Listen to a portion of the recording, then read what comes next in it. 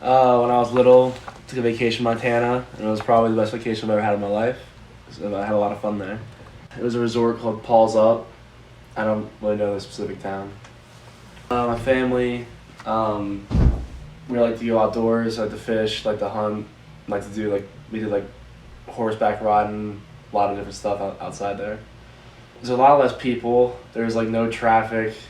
I think everybody there is pretty happy, honestly, and the stars. That's called the Big Sky State. You can see the entire every single star in the sky, which you can't really do here because of the pollution and stuff. So it's pretty cool.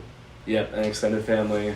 Went there with a priest too. We did a certain activity every day. It was we had a camp pretty much versus an actual room.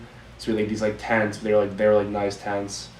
So one day we went fishing. One day we went to an archery range. One day we went horseback riding, ATVs, you name it, kayaking. We did a lot of different stuff. Had some good meals. Got a massage. It was my first massage there. Yeah, it was pretty cool. We weren't near anybody. We had the resort is on I think it's 33,000 acres of land, and they own all of it. The Rolling Stones were there the week before. A lot of famous people have stayed there. You have to drive to the main desk kind of thing. You're very alone and secluded, which is nice. So there's a lot less humidity, so it's very dry air. But it's it's pretty hot there. At least in the summer it is, but then in winters it gets pretty cold. So this one was they had the main office, but then you would get into a van and they would drive you to your specific camp.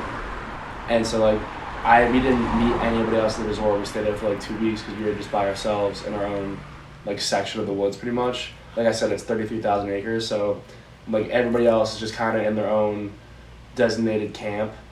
And you don't really see anybody else unless you're doing activities with them. They call it glamping. They have, I said, it's glamping. So they had these really nice, ginormous tents set up that had a fireplace in them.